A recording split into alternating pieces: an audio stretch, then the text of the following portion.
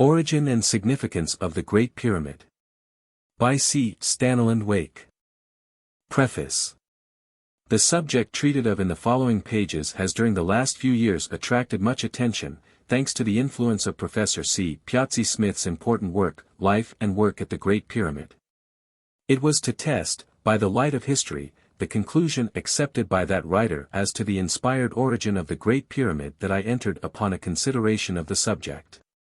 That such an origin was required by the facts, I did not suppose, but the conviction was forced on me that the structure had much more importance, viewed as a scientific and religious monument, than was generally conceded. I found nothing, however, to show that either its design or its construction necessitated divine intervention. I was led to the conclusion, nevertheless, that the builders of the Great Pyramid intended to perpetuate certain scientific ideas, and, moreover, that they had a religious motive in its erection. There is little doubt, indeed, that it is a monument of Sabaism, the worship of the heavenly host, which had a wide extension in the ancient world, and with which serpent worship was intimately connected.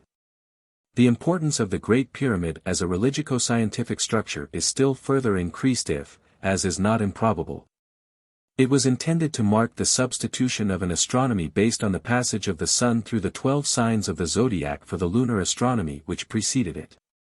My endeavor has been to state fairly the historical conditions of the problem considered, and to point out the direction in which its solution must be sought.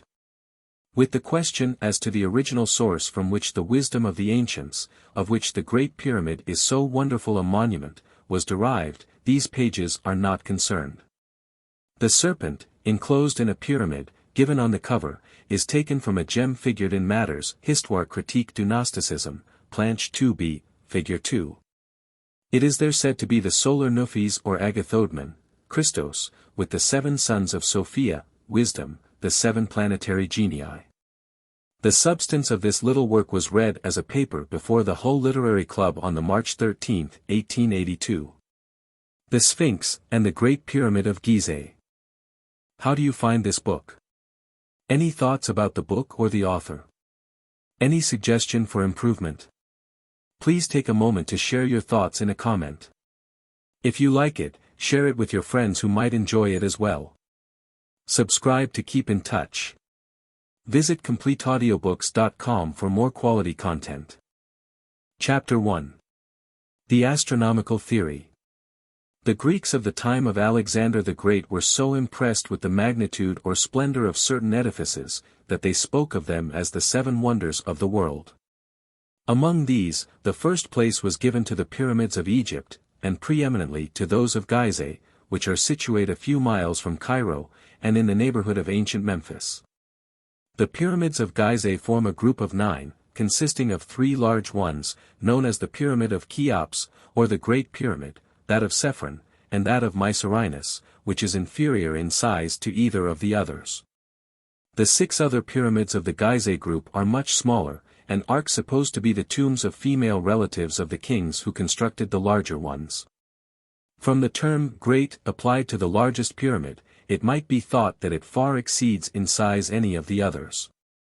As a fact, however, the Pyramid of Serpent is not very much smaller than that of Cheops, which was about 756 feet square at the base and 480 feet high, as against 707 feet 9 inches the extreme length of the sides, and 450 for the height of the second pyramid. Moreover, the construction of the 2 pyramids was, according to Colonel Weiss, carried on upon the same principles. This is true more especially of the general design and external characters of the buildings, which in their internal features, however, differ considerably. The position of the chambers, and the inclination of the passages of the Great Pyramid are exceptional, and, judging from these peculiarities and from certain scientific facts supposed to be embodied in it, several modern writers have affirmed that the design for the Great Pyramid must have been derived from an inspired source. The originator of this theory was John Taylor, who in 1859, published a book on the subject and as in recent years it has attracted considerable attention, chiefly through its adoption by the author of Life and Work at the Great Pyramid, Professor C. Piazzi Smith, the Astronomer Royal of Scotland, and as the scientific facts on which it is based are admittedly true, it is necessary to consider the theory. In the first place, the Great Pyramid is said to embody in its form and proportions certain facts as to the size and shape of the earth. Thus, John Taylor says that the builders of the Great Pyramid imagined the earth to be a sphere, and as they knew that the radius of a circle must bear a certain proportion to its circumference, they built a four-sided pyramid of such a height in proportion to its base that its perpendicular would be the radius of a sphere equal to the perimeter of the base. This shape is supposed to have reference to an important astronomical fact, seeing that the vertical height of the Great Pyramid multiplied by 10 to the 9th power, 109, tells the mean distance of the Sun from the Earth, that is, 1,000 million times the pyramid's height, or 91,840,000 miles. 2. Moreover, the Great Pyramid is thought to supply a standard of linear measure, based on the length of the polar axis of the Earth. Assuming this length to be 500,500,000 of our inches, the 500 millionth of that axis, omitting fractions, will be 1 inch. Of these inches, 25 or 25 of our inches would form a cubit or longer standard, the 10 millionth part of the semi-axis of the globe in length, which is the measure of the sacred cubit of the ancient Hebrews. This cubit of 25 earth inches is contained in each side of the Great Pyramid as many times as there are days in the year. And the inch itself is contained separately and independently in the entire perimeter of the Great Pyramid's base just 100 times for each day of the year. The inch is also said to be the representative of a year in the reckoning of the passage floor lines as charts of history, also in the diagonals of the pyramid's base taken as a measure of the precessional cycle. The Great Pyramid is found, moreover, to furnish an important weight and capacity measure having relation to the mean density or specific gravity of the Earth. These earth measures are said to be reproduced in the coffer preserved in the large or so-called King's Chamber of the Great Pyramid, the internal capacity of which vessel is just 4 times the measure of an English quarter of wheat. The Great Pyramid was thus, according to the holders of the inspiration theory, originally designed as a perfect and complete metrological monument. This conclusion is thought to be supported by the great astronomical knowledge possessed by the builders, who were aware, not only of the shape and rotatory motion of the Earth, but also of its distance from the Sun.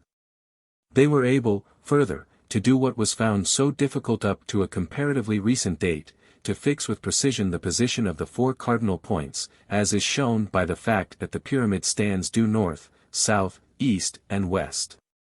The Great Pyramid is thus seen to be an important astronomical monument, and it is no less remarkable in relation to certain chronological facts. It is supposed to perpetuate the great cycle founded on the precession of the equinoxes. This sidereal year is equal to 25,868 of our years, and the 2 diagonals of the pyramid's base taken together are said to measure just the same number of inches. It is thought, moreover, that by means of this cycle the date of the erection of the pyramid can be ascertained. Assuming that the long narrow downward passage leading from the entrance was directed towards the pole star of the pyramid builders, astronomers have shown that in the year 2170 BC, the passage pointed to Alpha Draconis, the then pole star, at its lower culmination, at the same time that the Pleiades, particularly Alcyone, the center of the group, were on the same meridian above. This relative position of Alpha Draconis and Alcyone being an extraordinary one, as it could not occur again for a whole sidereal year, it is thought to mark the date of the building of the Great Pyramid.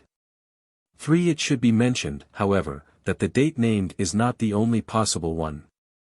Mr. Richard Proctor the astronomer, after stating that the pole star was in the required position about 3350 BC, as well as in 2170 BC, says either of these would correspond with the position of the descending passage in the Great Pyramid, but Egyptologists tell us there can absolutely be no doubt that the later epoch is far too late.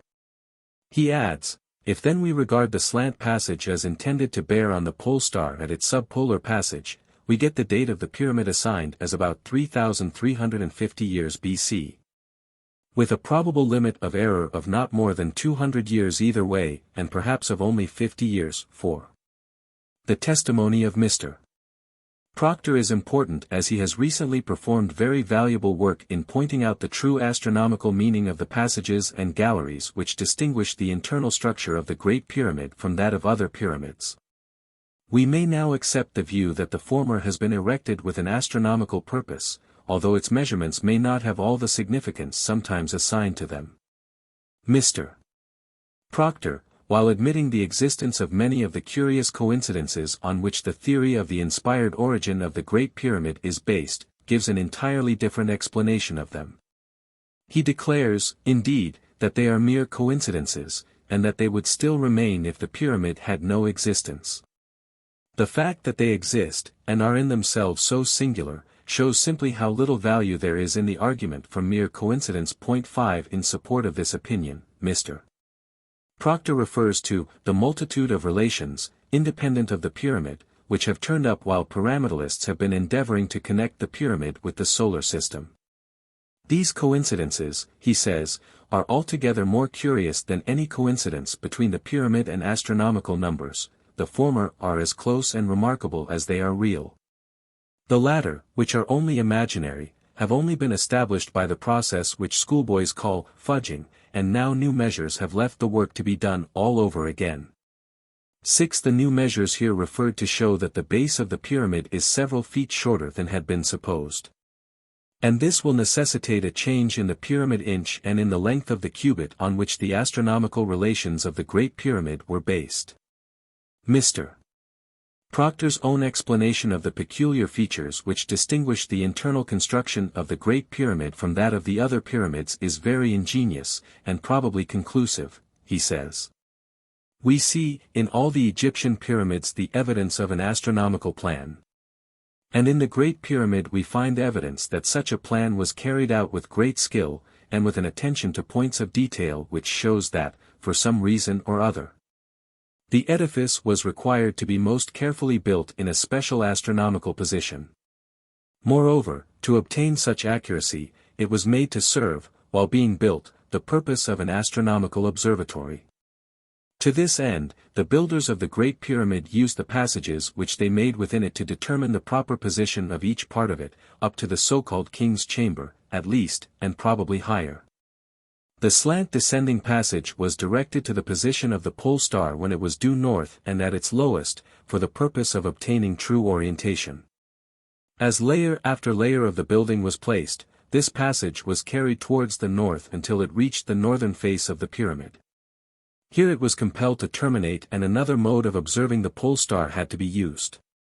This was effected by making a fresh passage, in such a direction as to contain the rays from the pole star after reflection at a horizontal surface, such as that of still water. The reflecting surface required was obtained by plugging the descending passage and pouring in water so as to partially fill the angle thus formed, from which the rays would be reflected up the ascending passage. Mr. Proctor remarks that thus far the pyramid builders had been working with manifest reference to the meridional plane, just as an astronomer of our own time would. And it looks very much, even from what we have already seen, as though they had considered this plane for the same reason that the modern astronomer considers it, viz. Because this is the plane in which all the heavenly bodies culminate, or attain the middle and highest point of their passage from the eastern to the western horizon. Mr. Proctor adds that at the point where the Grand Gallery commences all doubt ceases. The astronomical nature of the builder's purpose becomes here as clear and certain as already the astronomical nature of their methods had been. For from here upwards the small ascending passage is changed to one of great height, so as to command a long vertical space of the heavens, precisely as a modern astronomer sets his transit circle to sweep the vertical meridian. This grand gallery shows that it was intended for astronomical observations by its double character. Its walls, taken as wholes, are aslant, but every part of them is absolutely vertical, as would be required by an astronomer if his observations were to be of value. To facilitate these observations, long slant stone ramps or banks are placed at each side of the gallery the whole of its length, with holes in them at equal distances for the purpose of receiving movable seats. Regarded as a kind of architectural transit instrument, the Great Gallery would, says Mr. Proctor, have to be carried to a certain height, and there open out on the level to which the pyramid had then attained, the sides and top being carried up until the southernmost end of the gallery was completed. At that end commences the so-called antechamber, and the floor of this chamber and of the king's chamber, then not walled in, would serve to station a time indicator and the watchers appointed to mark the passage of time in some way. And to note also the instance when the observer or observers in the great gallery signaled the beginning or end of transit across the gallery's field of view. Mr. Proctor concludes an interesting chapter on this subject by saying, "If a telescopist of our time will try to plan out a method of determining the declinations and right ascensions of stars, say for the purpose of forming a trustworthy star chart or catalogue, without using a telescope, by using such an observing place as the Great Gallery, he will see how much might be done, so far as equatorial and zodiacal stars were concerned. And they are altogether the most important, even now, and were still more so in the days when the stars in their courses were supposed to rule the fates of men and nations." In a further article, Mr. Proctor gives a view of the Pyramid Observatory, showing the object end of the great observing tube. In that article he says, "The astronomers who observed from the Great Pyramid doubtless made many more observations off the meridian than on it. They no doubt often used astrolabes and similar instruments to determine the position of stars, planets, comets, etc. When off the meridian, with reference to stars whose places were already determined by the use of their great meridional instrument. But all those observations were regulated by, and derived their value from, the work done in the great ascending gallery. The modern astronomer sees that this was the only way in which exact observations of the heavenly bodies all over the star-sphere could possibly have been made. And seeing the extreme care, the most marvelous pains, which the astronomers of the Great Pyramid took to secure good meridional work, the astronomer recognizes in them fellow workers." Mr. Proctor very properly assumes, however, that the builder of the Great Pyramid had something more than a scientific purpose in its erection, something beyond even its use as a tomb. That purpose is to be gathered from the fact that the astronomy of the time of Cheops was essentially astrology, and astrology a most important part of religion.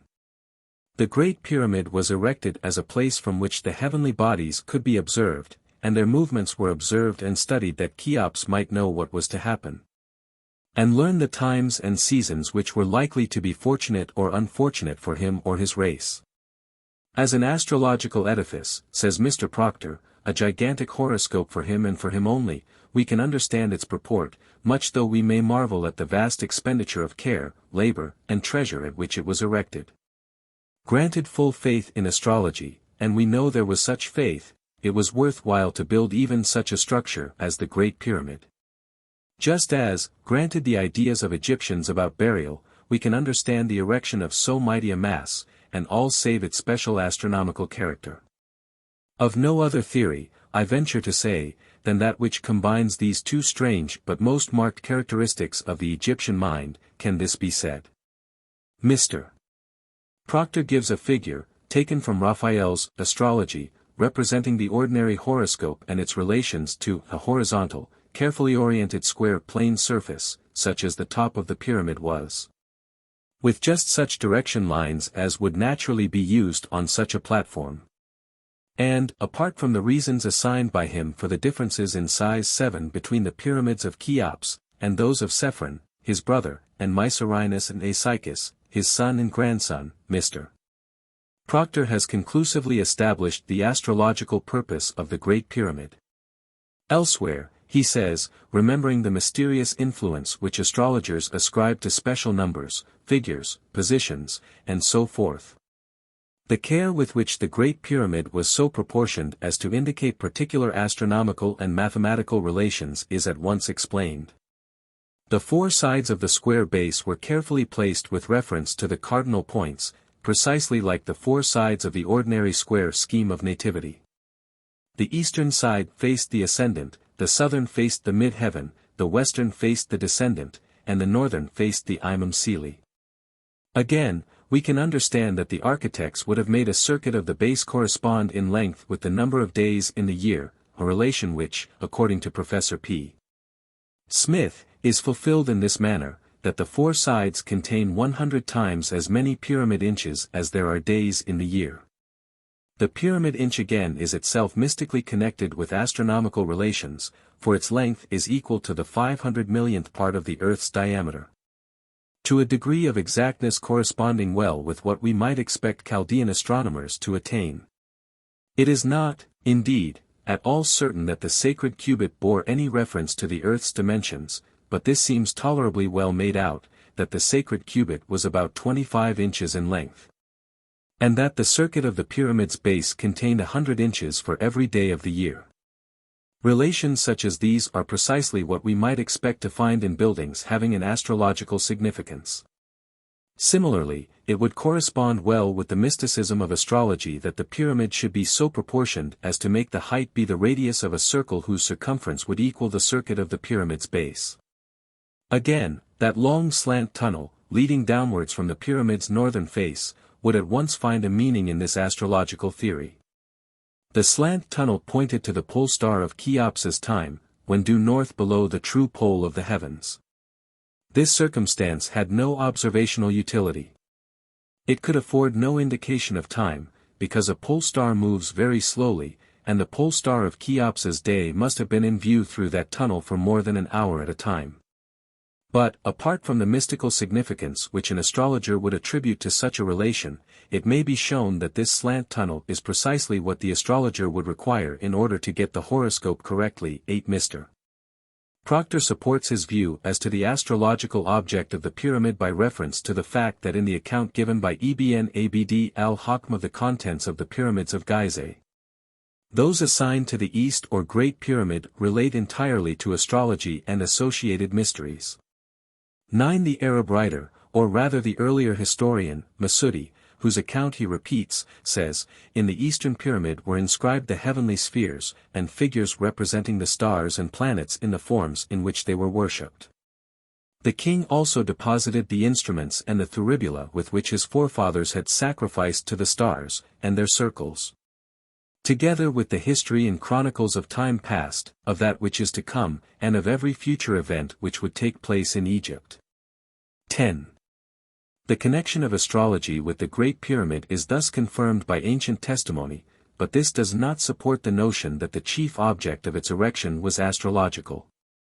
An early Arab writer, Jafar ben Muhammad Baqi, who was himself an astrologer, says that the pyramids were built for refuge against an approaching destruction of every created being, by submersion or by fire, which was foreseen by wise men previous to the flood.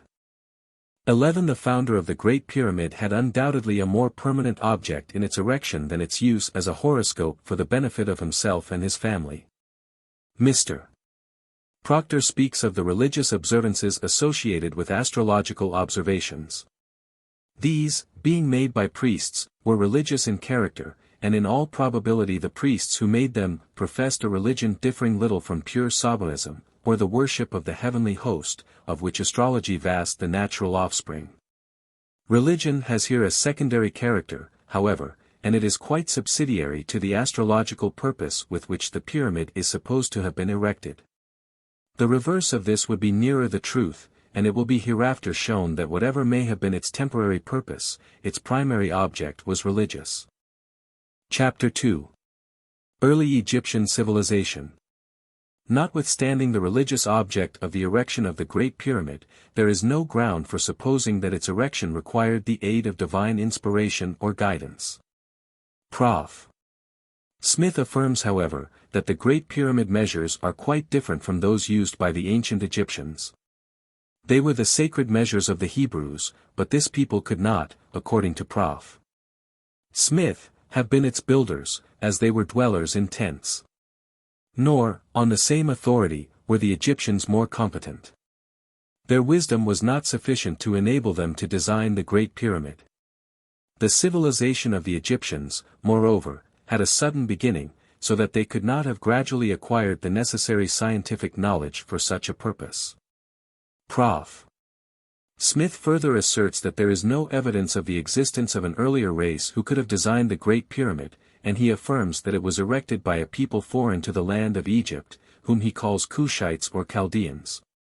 Under divine guidance. 12.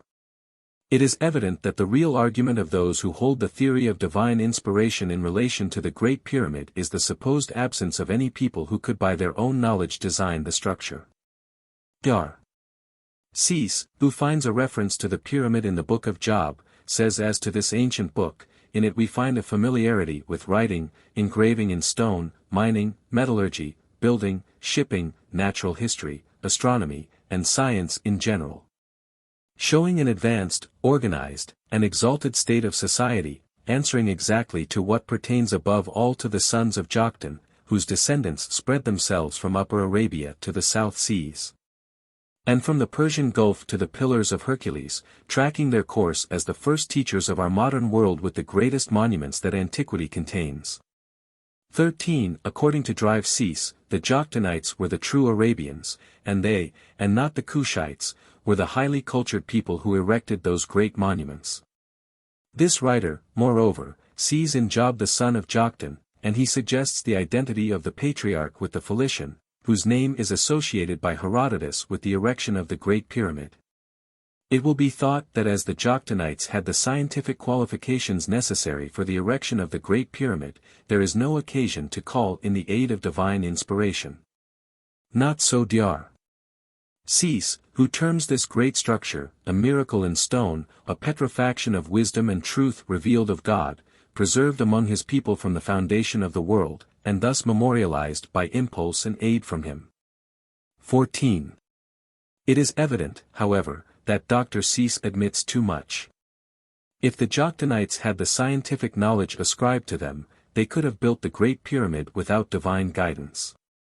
How this knowledge was originally acquired is another question, and one which does not now concern us. Professor Smith, who ascribes the building of the pyramid to the influence of the Cushites, makes an equally fatal admission. He says, the spirit, then, of the Egyptians at the building of the Great Pyramid was the same which marked them, both at the oppression of the children of Israel afterwards, and, in conjunction with other peoples, at the building of the Tower of Babel before.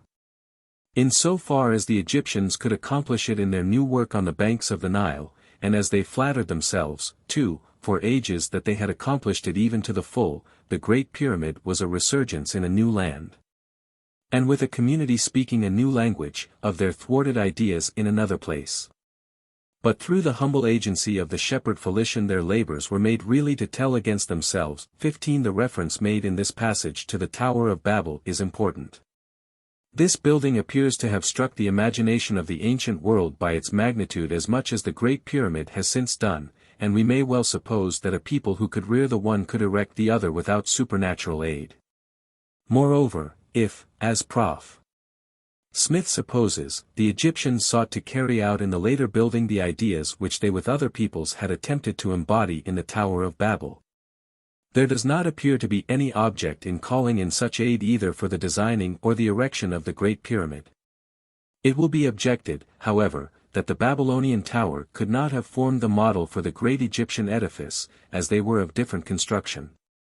And that, as the Great Pyramid was not only the largest but the earliest of the pyramids, its design could not have been derived from the former through intermediate structures.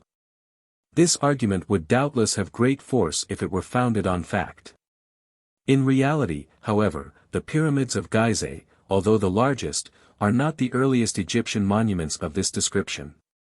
16. The best modern authorities believe that the Great Pyramid of Saqqara was erected by one of the kings of the First Dynasty, whereas the pyramids of Giza belong to the Fourth Dynasty.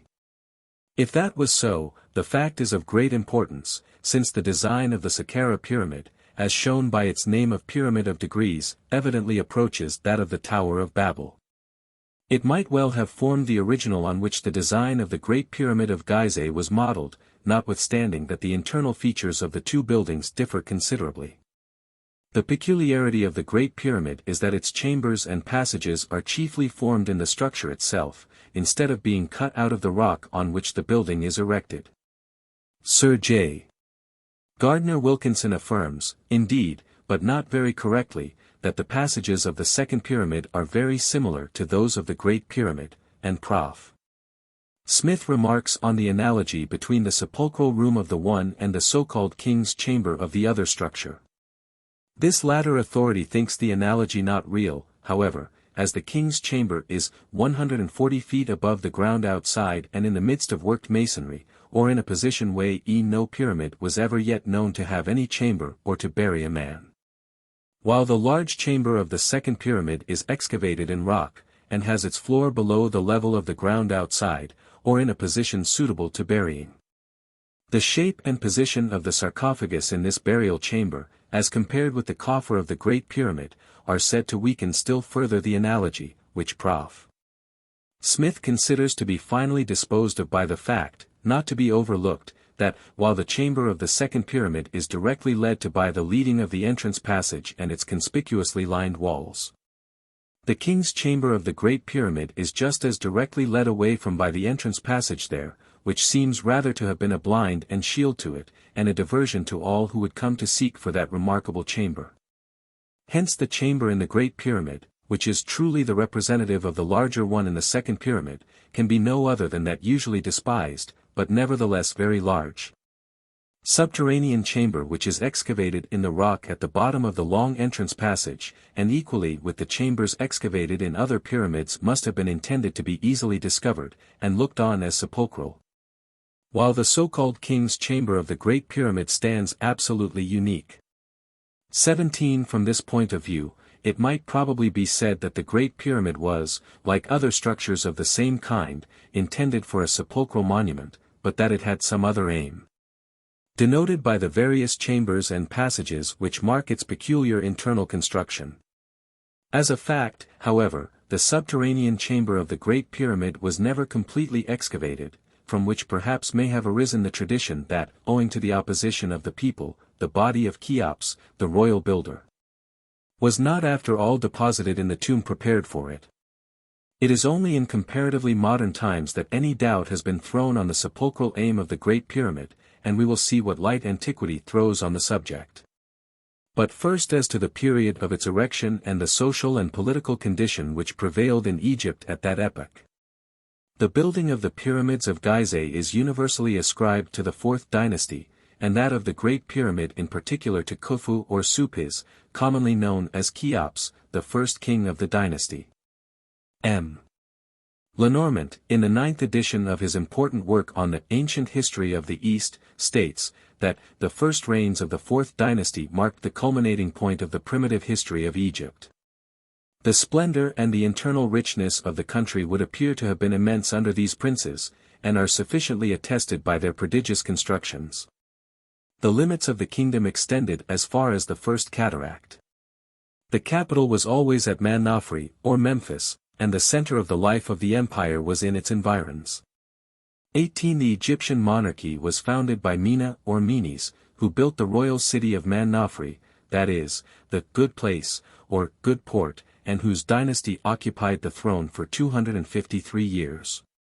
The kings of the second dynasty, which probably also belonged to the family of Menes, reigned during a period of 302 years, and it was succeeded by a native Memphite dynasty which endured for 214 years. The Egyptian monarchy had thus existed for more than 75 years before the commencement of the 4th dynasty. A period which was amply sufficient for the development of the scientific and artistic knowledge necessary for the construction of even the Great Pyramid itself. An English Egyptologist, Drive S. Birch, has given a very interesting account of the attainments of Egyptian civilization at that epoch. He says, architecture, as represented by the pyramids, had become an advanced science, and reflected the geometric and theoretical knowledge of mathematics which their form and structure described for all future ages. The technical masonry was unrivaled, the finish admirable and unsurpassed by any later efforts of the Egyptian architect. The hardest materials, such as the granite of Syene, were hewn into the requisite form of the truest proportions, while the softer but more beautiful alabaster had been discovered and worked. In sculpture a canon of proportion had been discovered and laid down for the human figure, and granite, diorite and other hard stones conquered and molded into shape by the efforts of the chisel. The statue of Khephren is equal, if not superior, to the subsequent efforts of Egyptian sculpture, while in the features is clearly to be recognized a portrait of the monarch. showing that the power of producing excellent representations of the living form in all its details existed. In what even greater excellence was attained, for in that material the sculptor developed all his power. The wooden statue of the Museum of Bulaq is an unrivaled work of ancient art. The bas-reliefs of the tombs are executed with a minute detail. The graphic system of writing was complete. The language perfectly represented by the hieroglyphs, which presented to the eye a lively picture on the painted wall of tomb or sepulchre. While the inscriptions show that the religion of the country was already reduced to a system, and the seasons marked by a regular calendar of festivals. The political organization had also attained a considerable degree of refinement. The court of Memphis swarmed with sacerdotal personages, prophets and prophetesses of the gods, and priests attached to the personal worship of the monarch. Scribes and secretaries were attached to the pharaoh, superintendents were set over every branch of the public service. In private life the Egyptian lord led a charmed life, his estate was cultivated by slaves, his household full of domestics. The barber, the waiting maid, the nurse, appear as necessary adjuncts to his household as the steward who presided over the distribution and the clerk who checked the expenses of his daily life. Each priest or noble had in his establishment all the trades necessary for his ease and comfort, the glass blower, the gold worker, the potter, the tailor, the baker, and the butler. His leisure or ennui was charmed by the acrobat and the dancer, the harpist and the singer. Games of chance and skill were played either by him or in his presence. The chief occupation of the period, or at all events that most often represented in the tombs, was inspection of the farm. After particularizing the domesticated animals possessed by the noble of the Fourth Dynasty, the food he ate, and the dress he wore, Dr. Birch continues, simple, but elegant, furniture ministered to his requirements. Stools, chairs, footstools, couches, and headrests, or wooden pillows, the use of these rests is still retained in Africa, appear in the furniture of his elegantly built house. He enjoyed all the pleasures of existence, and delighted more in the arts of peace than war. 19. This view of early Egyptian society agrees with the statements of other writers. M. Lenormand affirms that the representations on a tomb of one of the great officers under the Third Dynasty show us the Egyptian civilization as completely organized as it was at the date of the conquest by the Persians, or of that by the Macedonians. With a physiognomy perfectly individual and the marks of a long anterior existence. The inhabitants of the valley of the Nile had then not only the same species of domestic animals as those which they took with them in their migrations, but certain species of indigenous mammalia which we find only in a savage state. Although the only beast of burden is the ass, neither the horse nor the camel being yet known.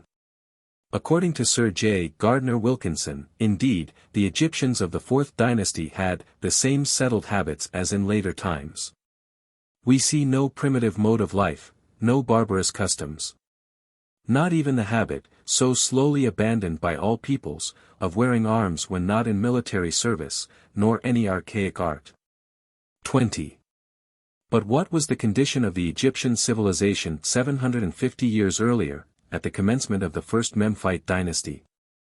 Menes, the founder of the dynasty, is said to have diverted the ancient course of the Nile, and to have constructed a colossal dam to keep back the river, so as to form a site for his capital, a work which still continues to regulate the waters of that region.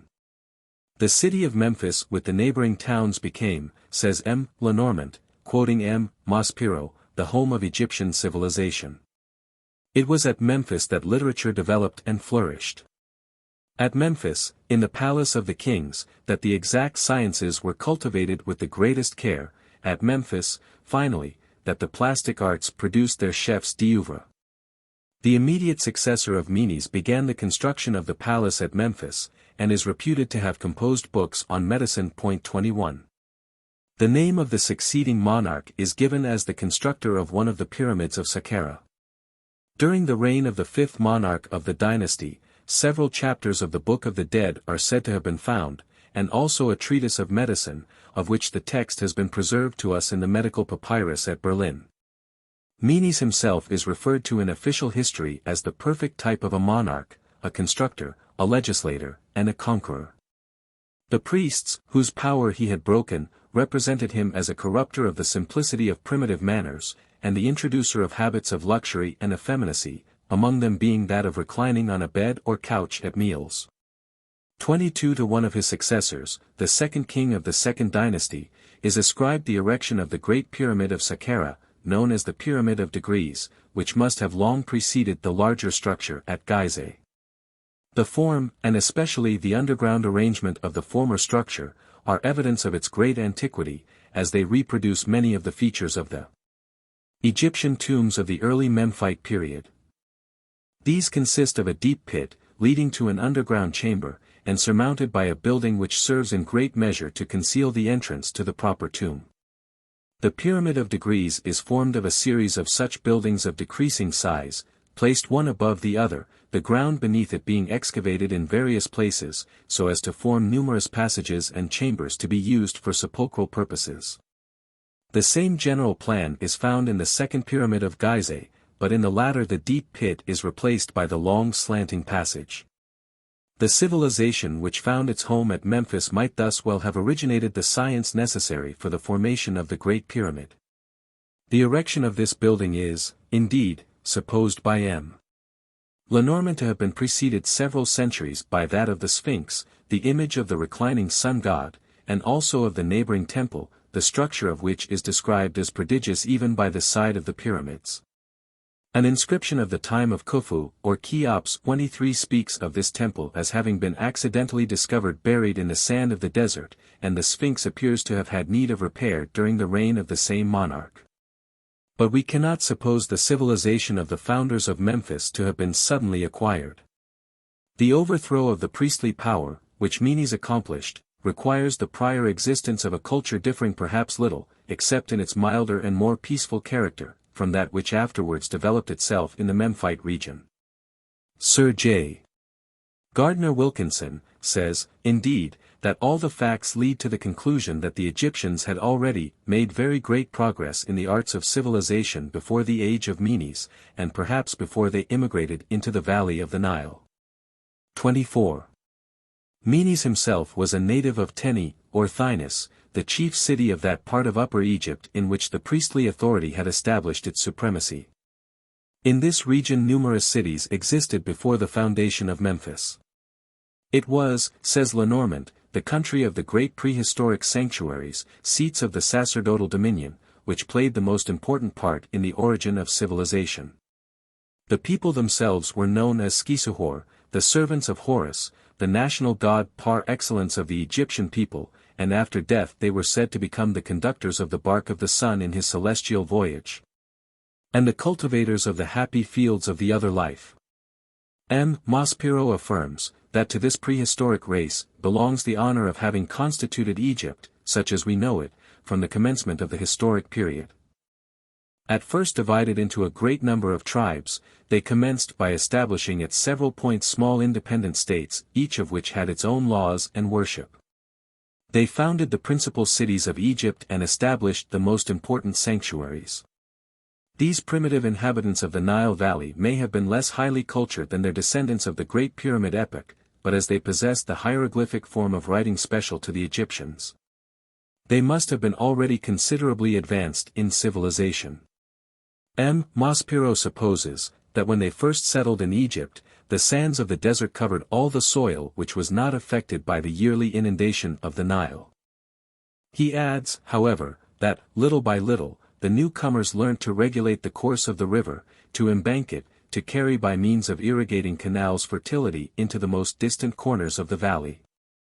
Egypt rose from the waters, and became in the hand of man one of the countries the best adapted to the peaceable development of a great civilization. 25. Chapter 3.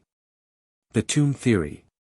During how many centuries before the foundation of the monarchy by Menes the Egyptian culture had been developing, we do not know, but we cannot doubt that under Cheops it was well able to give origin to the Great Pyramid, the construction of which must be regarded as the chief glory of his reign.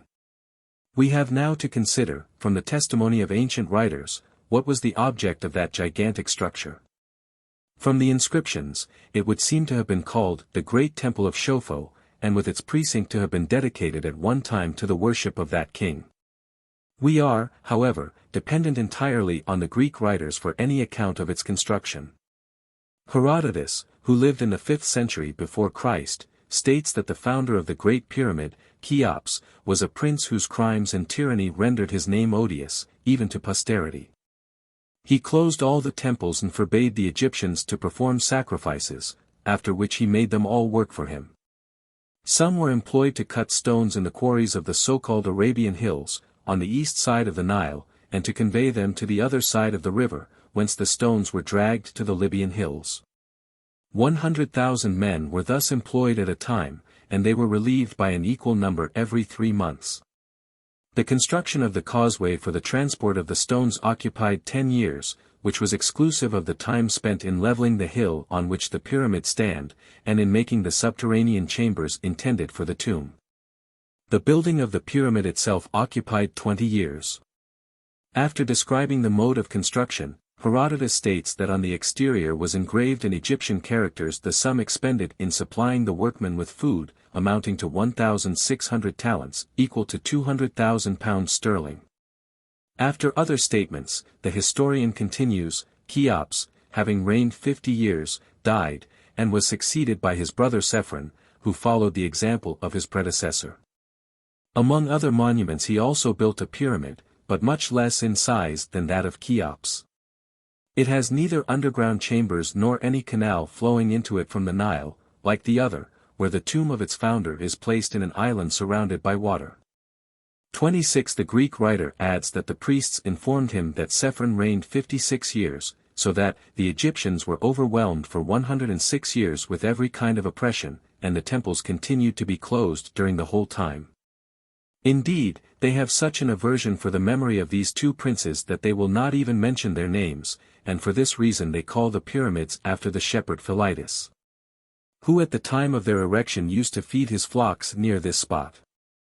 Herodotus concludes by referring to the erection of the third pyramid, which he ascribes to Mycerinus, the son of Cheops. This monarch, disapproving of the conduct of his father, ordered the temples to be opened, and permitted the people, who had been oppressed by a long series of cruelties, to return to their work and their religious duties. And administering justice with great equity, he was looked upon by the Egyptians as superior to all the kings who had ever ruled the country. The next Greek writer whose description of the pyramids of Giza is preserved to us, is Diodorus, who lived about the beginning of the Christian era. He gives the name Chemis, or Chembes, as that of the builder of the Great Pyramid, which had lasted to his time at least 1,000 years, or, as some say, upwards of 3,400 years, and the whole structure was then uninjured. The building, he says, was by means of mounds, inclined planes, machines not having yet been invented. In this statement he differs from Herodotus, whose account is not otherwise contradicted. After referring to the erection of the second pyramid by Serpent, Diodorus says, of the two kings who raised these monuments for themselves, neither one nor the other was destined to be buried therein. The people who had endured so much fatigue in building them, and had been oppressed by their cruelty and violence, threatened to drag their bodies from their tombs and tear them to pieces. So that these princes at their death ordered their friends to bury them privately in some other secret place. Strabo, writing at about the same date, remarks that the pyramids were the sepulchres of kings, and he adds, what is not mentioned by the earlier writers quoted, that near the center of the sides is a stone which can be taken out, from which a passage leads to the tomb. Finally, Pliny the Roman historian, who lived about 100 years later, refers to the Egyptian pyramids, which he describes as being an idle and silly display of royal wealth. The 3 largest pyramids he affirms were all built in 68 years and 4 months. He refers to the supposed use of mounds in their erection, but as these had disappeared he mentions another suggestion, that bridges were made of mud bricks, which, when the work was completed, were used to build private houses. Pliny adds to the details given by other writers, that within the Great Pyramid is a well 86 cubits, 129 feet, deep. It is evident from the agreement of the descriptions given by Herodotus and other Greek writers with the facts, that they must have derived them from well-informed sources.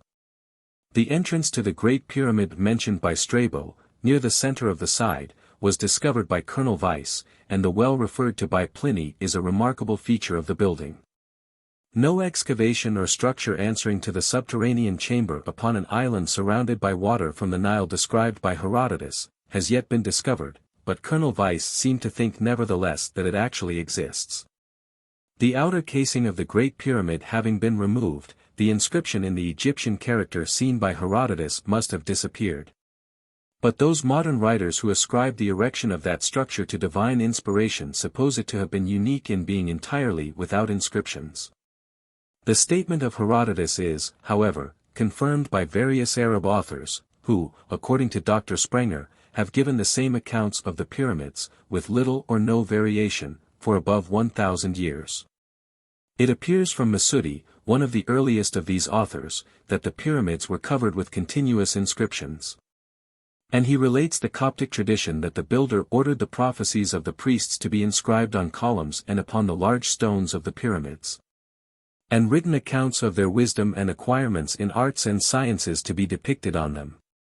27. It is impossible now to ascertain how far this statement was correct, but Colonel Weiss found the cartouche of Cheops, Supis, in the rubbish near the Great Pyramid, and recently a piece of the casing has been discovered showing remains of a Greek inscription, which is the more valuable as, says the discoverer, nothing besides a few fragments with single letters had been previously discovered of the many inscriptions that existed on the casing. 28. As the accounts given by the ancient Greek writers are true in so many particulars, we cannot doubt that they have correctly reported what they had heard as to the object with which the pyramids were erected. They all agree in declaring them to be the tombs of the kings by whom they had been built, although, according to Diodorus, the Egyptian priests asserted that neither Cheops nor Sephron were actually buried in the pyramids which are ascribed to them. That this story was an invention, however, may be assumed from its not being mentioned by Herodotus, although he refers to the aversion which the Egyptians had for the memory of those kings, and accounts for it by their oppressive conduct, and the closing of the temples during the continuance of their reigns. If the sacred places were actually closed, we should have a sufficient reason for the hatred of the memory of Cheops and Sephron exhibited by the Egyptian priests. A hatred which led them afterwards to declare that the people would not allow their bodies to be deposited in the monuments prepared for them. It has been often pointed out that it is extremely improbable Sephron would have been at the trouble and expense of erecting a gigantic pyramid for his tomb if the body of his predecessor, Cheops, had not been deposited in the pyramid tomb prepared for its reception.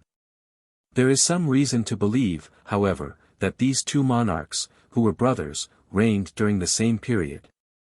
A warrant for which belief is found in the statement of Pliny that the three largest pyramids were all erected in 63 years and 4 months.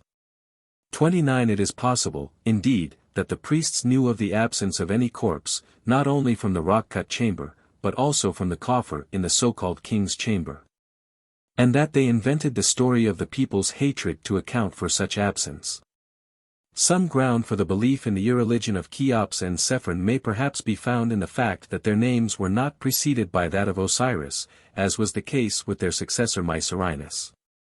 30. Among the ancient Egyptians, the departed soul, says Dr. Ebers, if it were found pure and faithful, became absolutely one with the universal soul whence it was derived, and received the same name, Osiris. 31. It is true that Dr. Ebers denies that Cheops and Sephron were wicked contemners of the god, on the ground that, as long as Egypt was governed by independent sovereigns, there were prophets or priests of the Osirian or deceased Cheops. 32. And of the other principal pyramid builders, who conducted the worship in the fallen temple of Isis, and who usually belonged to the oldest families of Memphis. This is consistent, however, with the fact of the deceased monarchs having worshipped a strange god and given him priority or Osiris, which would be sufficient to stamp them in the eyes of the Orthodox priests as enemies of the gods of Egypt. But is there any evidence besides the statements of Greek writers that the Great Pyramid was really used as the tomb of Cheops or any other person? That it was thus used, might perhaps be inferred from the fact, sometimes forgotten, that it is situate in a vast necropolis. M. Perrault in his Histoire de l'Art, remarks that the nobles of Egypt, all those who had assisted in the work of the monarchy and received a reflection of its glory, grouped themselves as near as possible around the prince they had served. Distributed thus by reigns and quarters, the private tombs lie close together, all furnished with steels which preserve the name of the dead, most of them ornamented with bas-reliefs painted in brilliant colors. Some even decorated with statues placed before their facade. 33 We know that the smallest of the three great pyramids was the tomb of its builder Mycerinus or Menkaure, as Colonel Weiss found in the burial chamber a basalt sarcophagus, with the lid of its wooden coffin having on it in hieroglyphs an address to the deceased monarch, as identified with Osiris.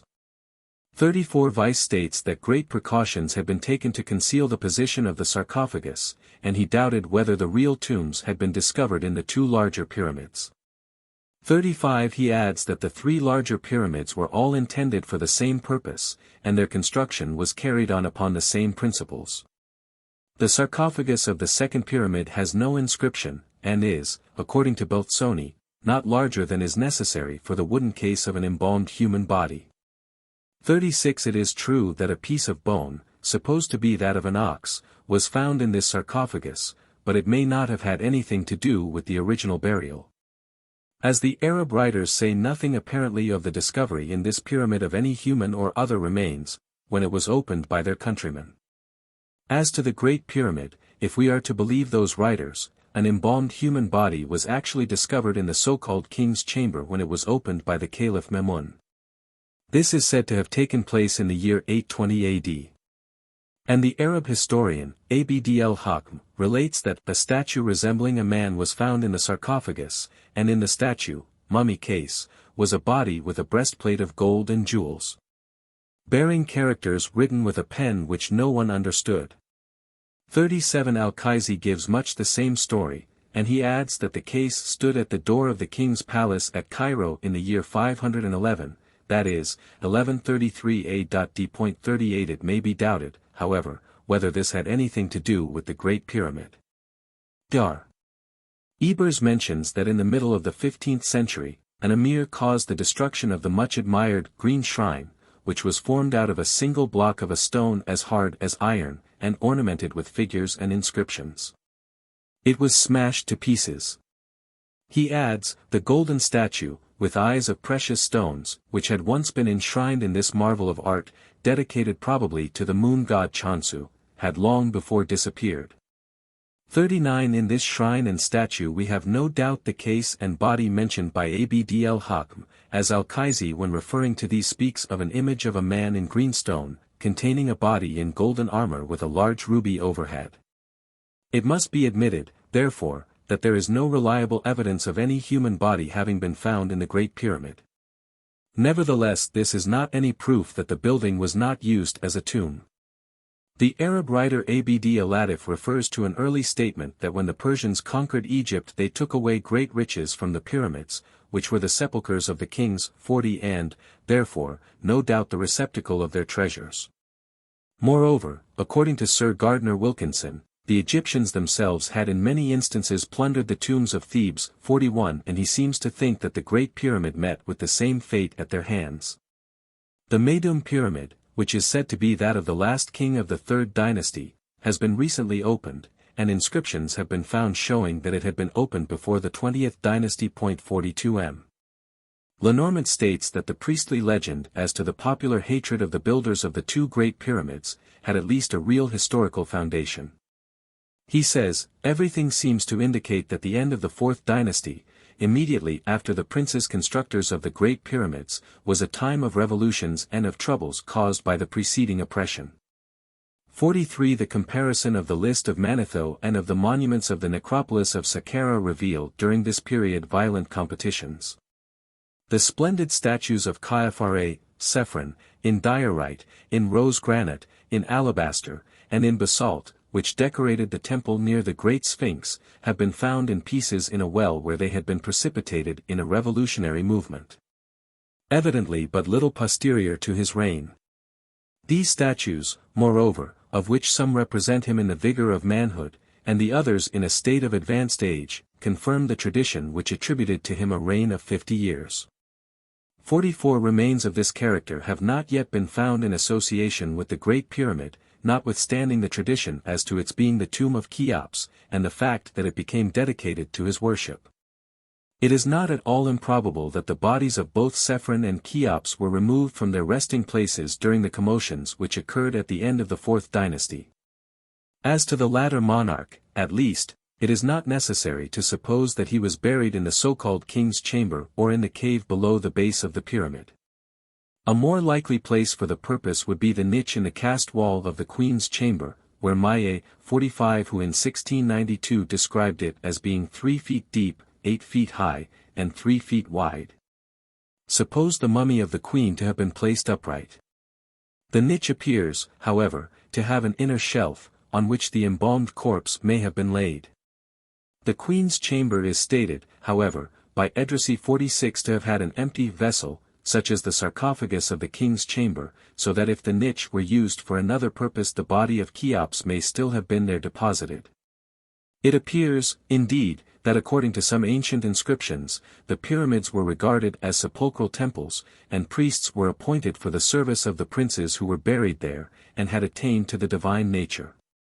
A tomb found at Saqqara belonged to a priest of Chufu and Chafra 47. Chapter 4. The Religious Theory. The Great Pyramid was intended to be something more than the tomb or even a temple in honor of Cheops. The astronomical character of many of the chief features of the structure confirms this view, and it is supported by the arguments used by Mr. Proctor to establish its connection with astrological observances. The pyramid had, indeed, a religious character of its own, which probably supplied the primary object of its erection. It is true that Mr. Proctor remarks that it is not easy to understand why any building at all, except an astronomical observatory, should be placed so that its 4 faces front the 4 cardinal points. He says, however, that a temple devoted to sun worship, and generally to the heavenly bodies, might be built in that way. For it is to be noticed that the peculiar figure and position of the pyramids would bring about the following relations, when the sun rose and set south of the east and west points. Or, speaking generally, between the autumn and the spring equinoxes, the rays of the rising and setting sun illuminated the southern face of the pyramid. Whereas, during the rest of the year, that is, during the 6 months between the spring and autumn equinoxes, the rays of the rising and setting sun illuminated the northern face. Again, all the year round the sun's rays passed from the eastern to the western face at solar noon.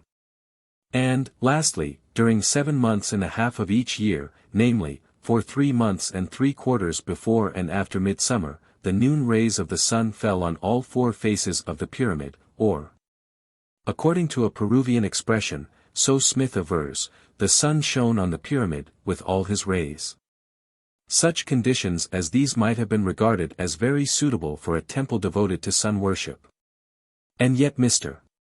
Proctor declares that the temple theory is as untenable as the tomb theory, on the ground, first, that the pyramid form is unsuited for all the ordinary requirements of a temple of worship, and, secondly, that it gives no explanation of the fact that each king built a pyramid, and each king only one.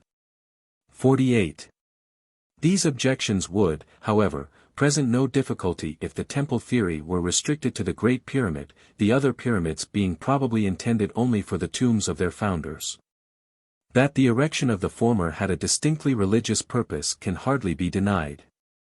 What that purpose was may be gathered from the statements of certain Arab writers. Thus Soyuti mentions from earlier writers that the Sabaeans made pilgrimages to the pyramids and had opened one of them, and that they sacrificed hens and black calves, and burnt incense. He says also that Seth took possession of Egypt, and his son was Hermes, and that he introduced Sabaism, which inculcated, among other things, a pilgrimage to the pyramids. He adds that, according to some accounts, one pyramid is the tomb of Seth. 49. An earlier writer, Eden Ahmed ben Yehya, does not refer to Seth, but he says that each pyramid was consecrated to a star, and that the Sabaeans performed religious pilgrimages to the greatest and also visited the others. He observes that every pyramid presents the form of a lantern surrounded by equilateral sides, which indicates that it was sacred to a star. 50 Abd Alatif, who wrote nearly 200 years earlier, also refers to the pilgrimages made to the pyramids, and he affirms that he had read in ancient Sabaean books that one pyramid was the tomb of Agathodemon, and the other of Hermes. 51 Agathodemon was none other than Seth, and according to some writers Hermes was his son. 52. A modern author, Mr. Palgrave, states that frequent inquiries were made of him in Oman regarding the Egyptian pyramids, a memory, he thinks, derived from old Sabaean times. 53 This traveler remarks elsewhere that the Arab writers give us the following information as to the ancient Sabaeans. That they worshipped the 7 planets, and preeminently the sun. That they observed a fast of 30 days, set apart in the early spring, before the vernal equinox. That their chief annual feast coincided with the entrance of the sun in the sign of Aries, a fact which supposes a solar, not lunar, computation of the months. That they had a special veneration for the 2 great pyramids of Egypt, believed by them to be the sepulchres of Seth and Idris, Enoch, that their stated prayers recurred 7 times a day. And that during their devotions they turned their faces towards the north. Lastly, that they possessed a book, or code of laws, ascribed to Seth himself, in what language, unhappily, it is not said, and believed to contain the dogmas and institutions of that primeval patriarch. Mr. Palgrave adds, that 2 points of great importance seem to have distinguished the ancient form of Sabaism: 1, the absence of image idols and idolatry. The other, the absence of any priestly caste. 54 These points are, indeed, of great importance, and if it can be shown that the 2 great pyramids had really anything to do with Sabaism, it is not surprising that their founders were regarded with hatred by the Egyptian priests. The builder of the 3rd pyramid, Mycerinus, was not so regarded, however, and perhaps, therefore, he may be referred to in the legend which spoke of one of the pyramids of Giza as the tomb of Hermes. This personage was not only the son of Seth, but probably also the same as Thoth, the Egyptian god of wisdom. And to the reign of Mycerinus was assigned the discovery of a mystical text, which formed the most profound passage in the Book of the Dead. M. Lenormand states that numerous legends of the discoveries of books of a supernatural and divine origin were current among the Egyptians, who generally placed them under the earliest dynasties. 55.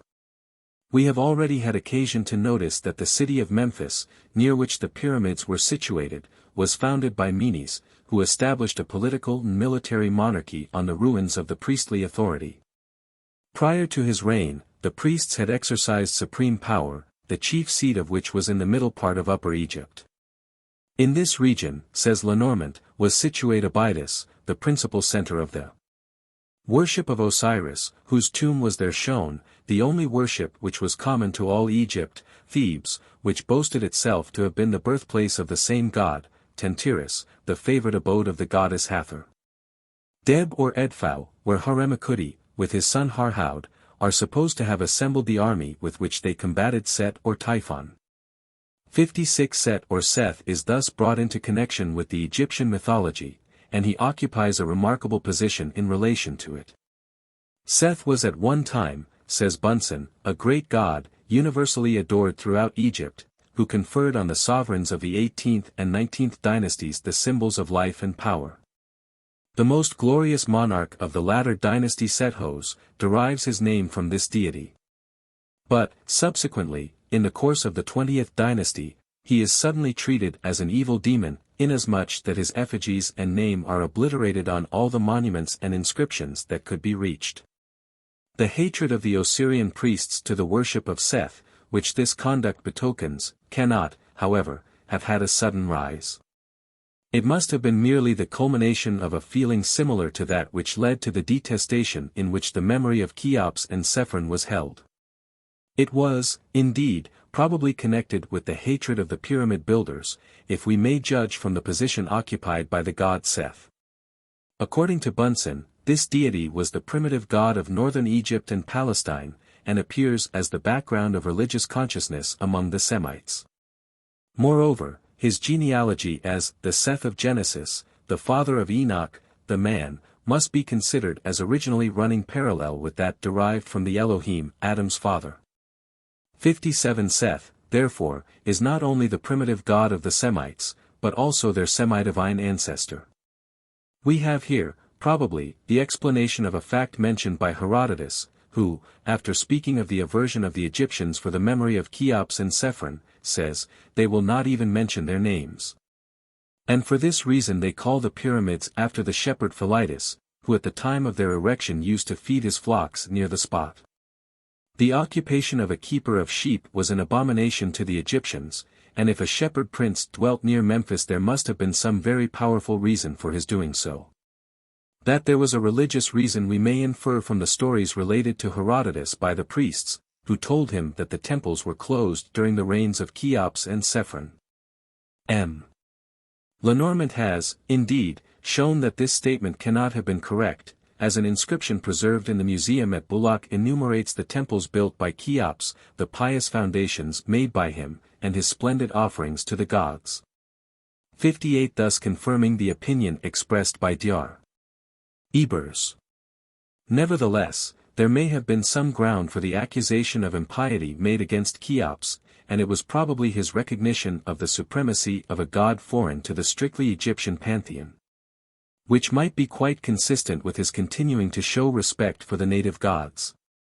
Who the strange deity was may probably be determined by the nationality of Philetus, whose name is mentioned in connection with the pyramids, although they may have been erected long before his time. Unless indeed the name stands for a people and not merely an individual. M. Buetinger 59 ingeniously identifies Philetus with Salates, the first Hyksos king, and Prof. Dunker states that the name of the former points to a Semitic tribe for the Hyksos, and one immediately bordering on Egypt on the Syrian coast, the Philistines, Pelishtim, from whom the whole Syrian coast was called by the Greeks Palestina. 60 The first Hyksos king fixed his residence at Memphis in the neighborhood of the Great Pyramids, which had perhaps already become connected with the shepherd princes, and among a people who were probably prepared to receive him as a friend rather than as an enemy. M. Lenormand remarks that the delta, and especially its eastern part, appeared to have been inhabited from the highest antiquity by a population somewhat different from that of the rest of Egypt, of a more Asiatic character, and probably mixed in a certain measure with Semitic element. That region, before even the foundation of Memphis by Menes, was for Egypt the cradle of the worship of more important deities, who took a leading place in the national pantheon, but in their origin were connected with the cycle of Euphratico-Syrian divinities. One of those deities Vas Hathor, the other was Set, the special god of the northern country, in opposition to Horus, the god of the southern country, of whose name the Sautek of the shepherds and of the Kheda is only an enlarged form, whom we find adored under the name of Skida in several parts of Assyria, and whom it is perhaps necessary to compare with the antediluvian patriarch Seth, in the narrative of Genesis. 61 We see thus that not only was Seth, by his name Sautek the rational god of the Hyksos, but he was also the chief deity of the semi-Semitic population of the Memphitic region in which that shepherd race established itself. It is not surprising, therefore, that the hatred of the native Egyptians for the Hyksos was afterwards entertained in an intensified form towards the god whom they adored, although previously, as the special deity of Lower Egypt, he had been recognized as the Agatha demon. The Hyksos and their congeners of northern Egypt, however, were probably more closely connected with the ancient Kushite race, referred to by Arab tradition as the people of Ad, than with the pure Semitic stock. The Arabian branch of that race was thought to have become extinct before the establishment of the later Arabs in the peninsula.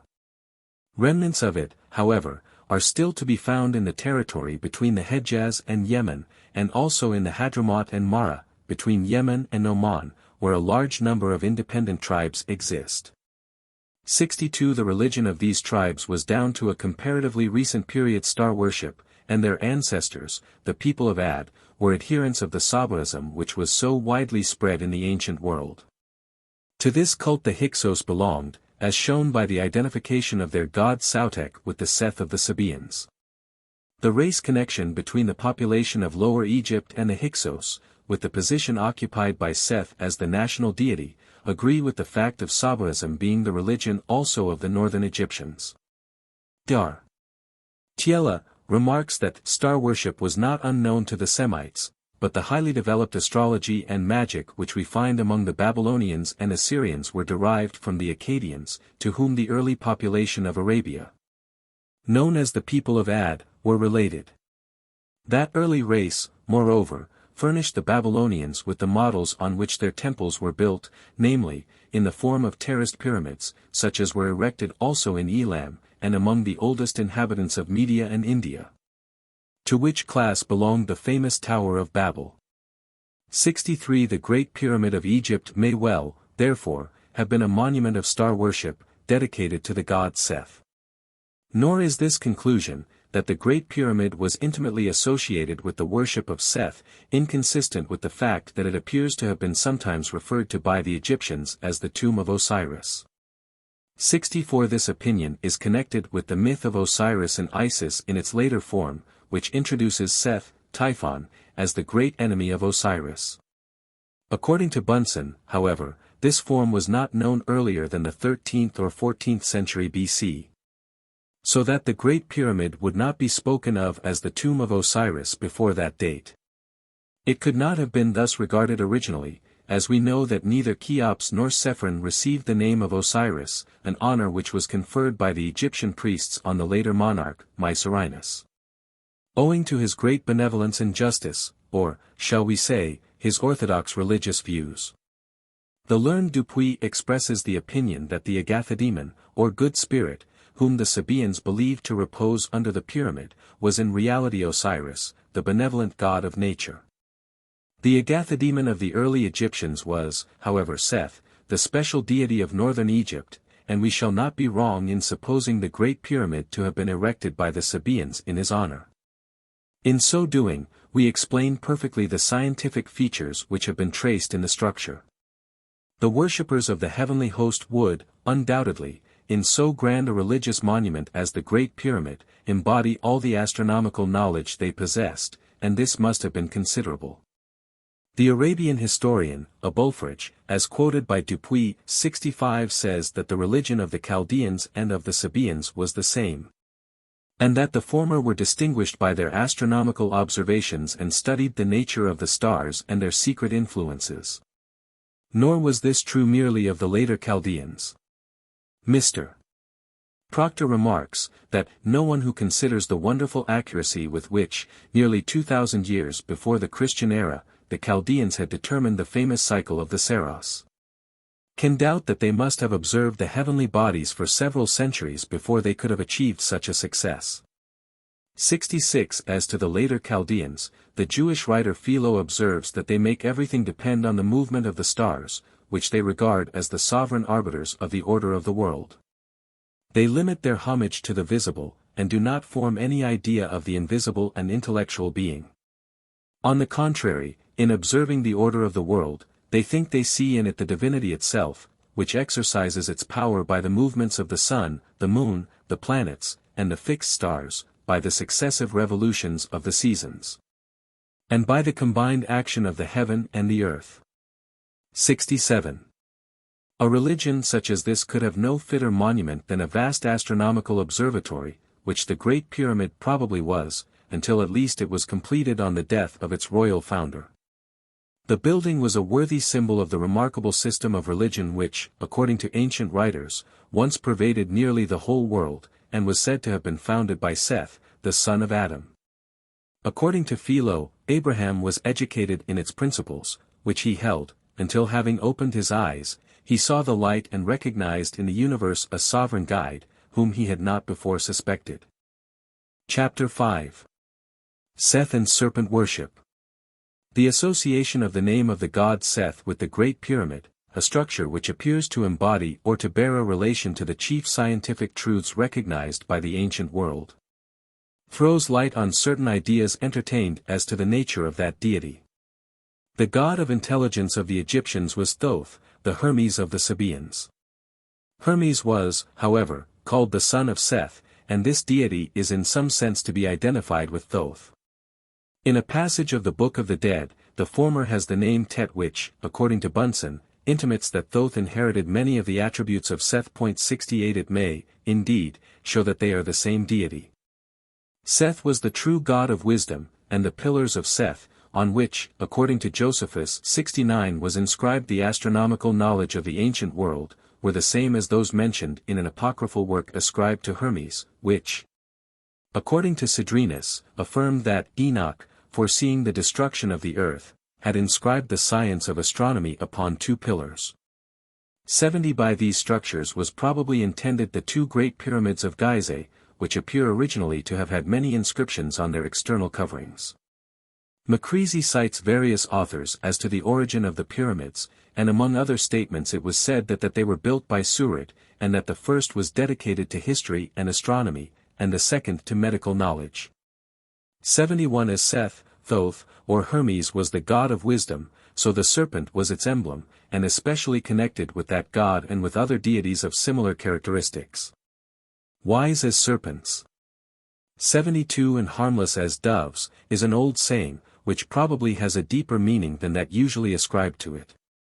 The connection between the serpent and the idea of wisdom is well seen in the Hindu legend as to the Nagas. Mr. Ferguson remarks, the Naga appears everywhere in Vaishnava tradition.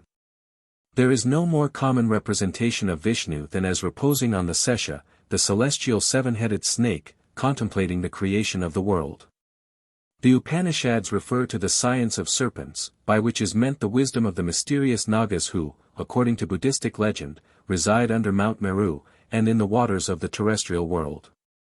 One of the sacred books of the Tibetan Buddhists is fabled to have been received from the Nagas, who, says Schlagentweit, are fabulous creatures, of the nature of serpents, who occupy a place among the beings superior to man, and are regarded as protectors of the law of the Buddha. To these spiritual beings Sakyamuni is said to have taught a more philosophical religious system than to men, who were not sufficiently advanced to understand it at the time of his appearance. The serpent holds an analogous place in the religious ideas of the modern Hindus. Shiva, 73 as Sambhu, is the patron of the Brahmanic order, and, as shown by his being 3-eyed, is essentially a god possessing high intellectual attributes. Vishnu also is a god of wisdom, but, notwithstanding the association with him of the Sesha, of a somewhat lower type, such as is distinctive of the worshippers of truth under its feminine aspect. The serpent has been connected with the god of wisdom from the earliest times of which we have any historical notice. This animal was the especial symbol of Thoth or Tot, a primeval deity of Syro-Egyptian mythology, and of all those gods, such as Hermes and Seth, who can be connected with him. This is true also of the third member of the primitive Chaldean triad, He or Hoa.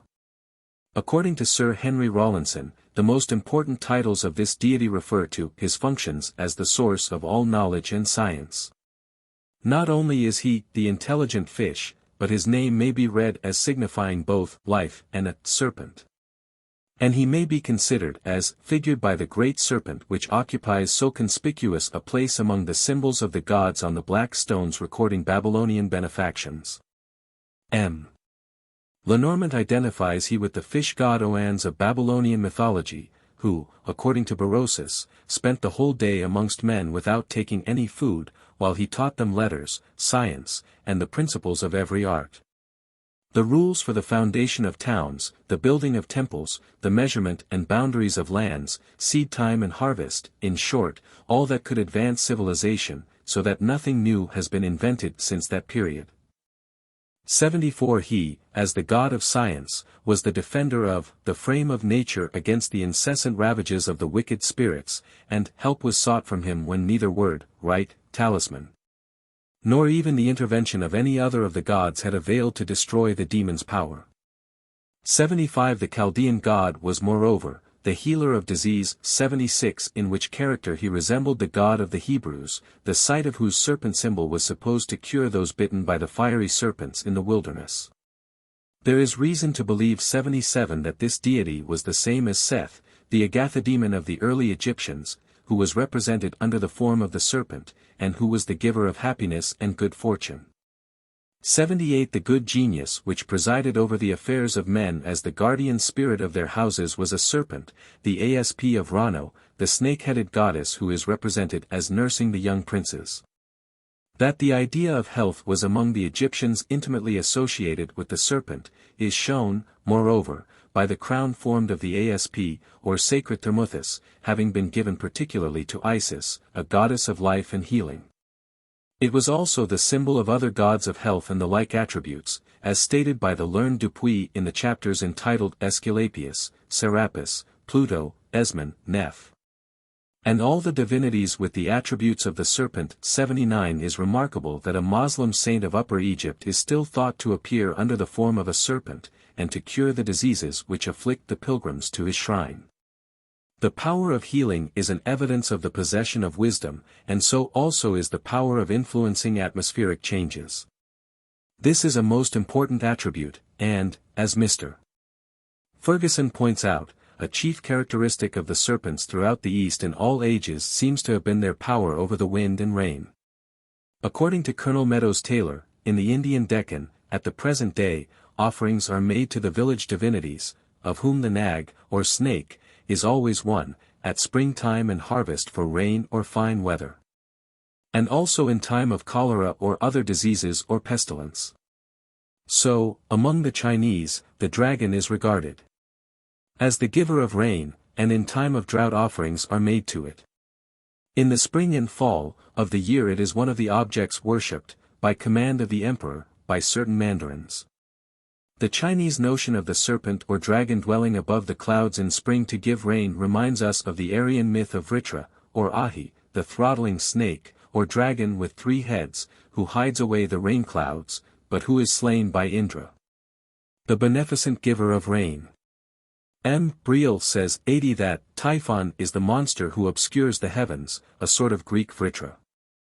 The myth of Indra and Vritra is reproduced in Latin mythology as that of Hercules and Cacus. Cacus also is analogous to Typhon, and as the former is supposed to have taken his name from, or given it to, a certain wind which had the power of clothing itself with clouds. So the latter bore the same name as a very destructive wind which was much dreaded by the Phoenicians and Egyptians. Moreover, the name Typhon was given by the Egyptians to anything tempestuous and hence to the ocean. We have here a reference to the serpent as the embodiment of the evil being. And in the later identification of Seth with Typhon, the enemy of Osiris, we have evidence of the connection of the serpent with the former deity. M. Lenormand tells us that, evil was personified in a particular god, Set or Sautek 81 called also sometimes Baal, who was the supreme god of the neighboring Asiatic populations, and, at a later period, of the shepherd kings. The Greeks considered him the same as their Typhon, and it was said that Osiris had succumbed to his blows. 82 The name Typhon appears to have been given more especially to the evil being, as the opponent of Horus, who was, however, the same deity as Osiris, whose son he was said to be. The former was then represented as Apap or Apophis, or the giant serpent, who was pierced by the spear of Horus, as the serpent Pytho was slain by Apollo. 83 Henceforth Seth, instead of being regarded by the Egyptians as the Agathidemon, was looked upon as the principle of evil. The same change took place among the Akkadian population of Media. M. Lenormand states that the worship of serpent gods is found amongst many of the Turanian tribes. The Akkadians made the serpent one of the principal attributes, and one of the forms of he. When once, however, the Iranian traditions were fused with the ancient beliefs of the Proto-Medic religion, the serpent god naturally became identified with the representative of the dark and bad principle, for, according to the Mazdean myths, the serpent was the form assumed by Angramanius, in order to penetrate into the heaven of Ahura-Mazda.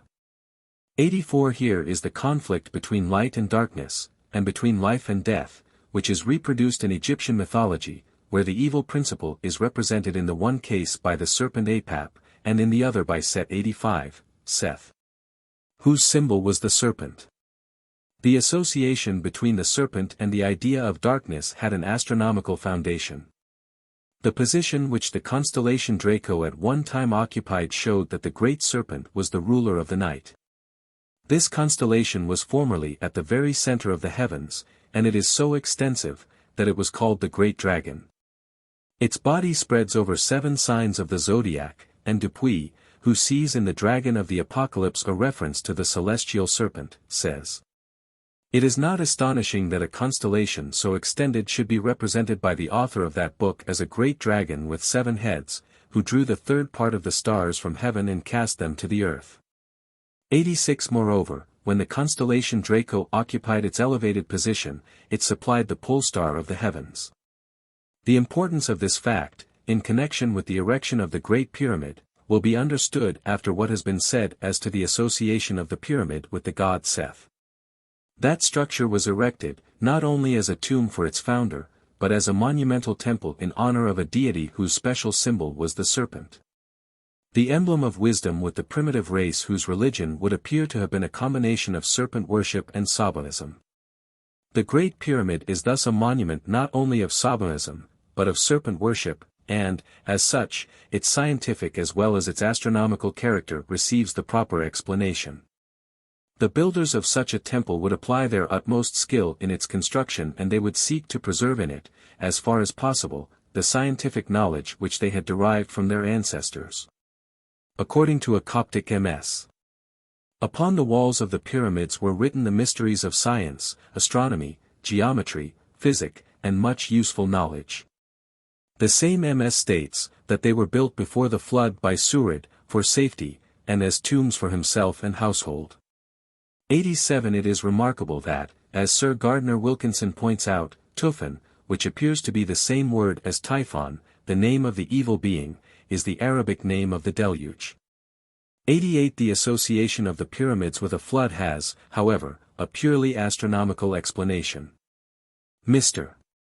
Proctor, when speaking of the position of the pole star Alpha Draconis, at the date of the erection of the Great Pyramid, says 89, we know that in the past the constellation of the dragon was at the pole, or boss, of the celestial sphere.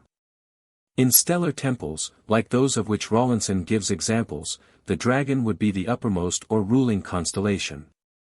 And here, in passing, it may interest the reader to note that, some find evidence in this relation that when writers of old spoke of the old dragon as having been cast from heaven, carrying 2/3 of the celestial beings with him.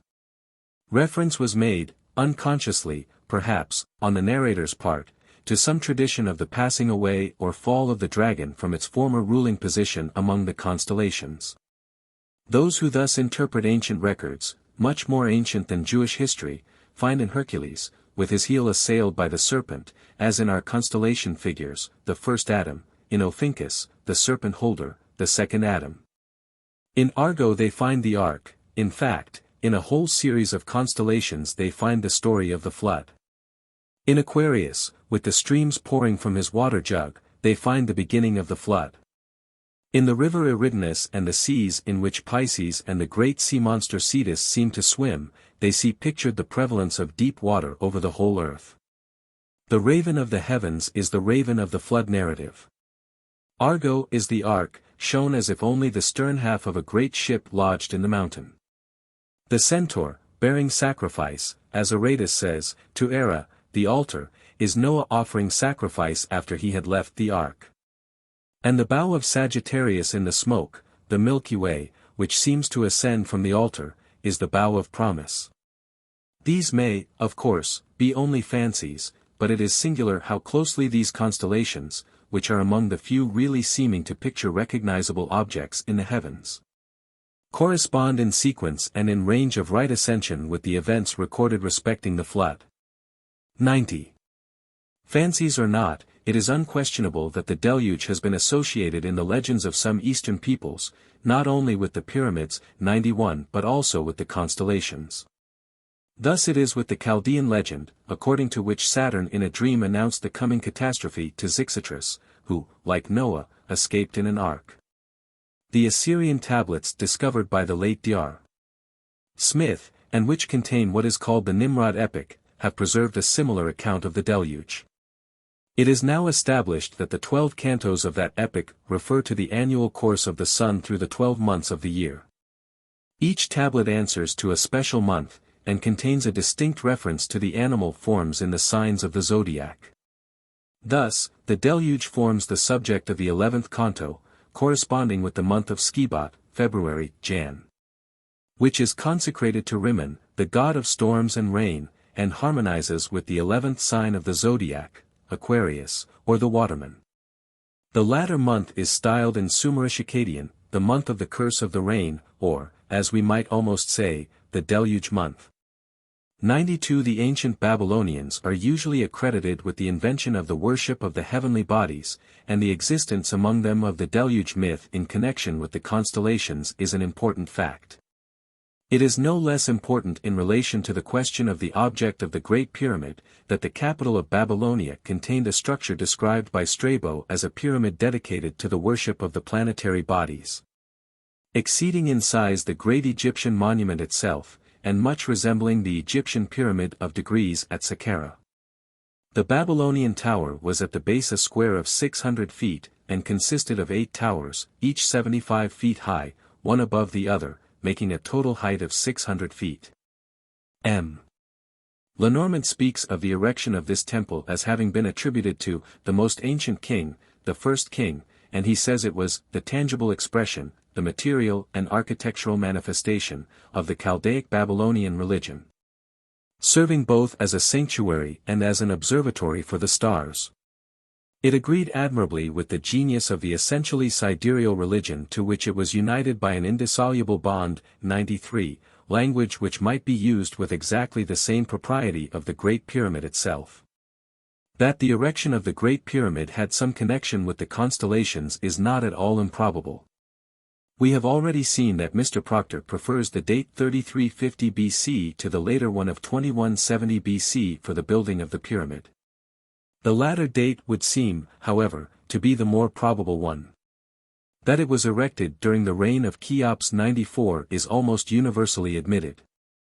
And, although the time when he reigned has not been satisfactorily established, there are grounds for believing it to have been about 2200 BC. Professor C. Piazzi Smith affirms that the only monumental conclusion formed by comparing the quarry marks of the Great Pyramid with whatever is to be trusted, or is tolerably agreed upon among Egyptologists, and both of them with an astronomical date of the buildings, can be no other than that 2 of the kings of the 4th dynasty of Egyptian history, Shofo and Nushofo by name, lived through a period including the epoch of 2170 B.C. 95. It is true that, as Professor Smith points out, this date differs from that fixed by nearly all modern Egyptologists. 96. Although it agrees very nearly with the date 2228 BC, assigned for the commencement of the 4th dynasty by Mr. W.M. Osborne, the author of the Monumental History of Egypt. It is consistent, moreover, with the chronological facts given by Dr. Birch. This Egyptologist gives 3000 BC for the commencement of the 1st dynasty.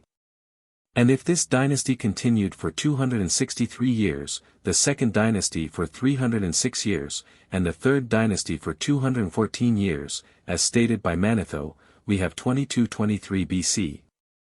As the date of the commencement of the 4th dynasty, and therefore of the erection of the Great Pyramid, if Cheops was its builder. Curiously enough, however, this is about the date fixed for the origin of the constellations. Mr.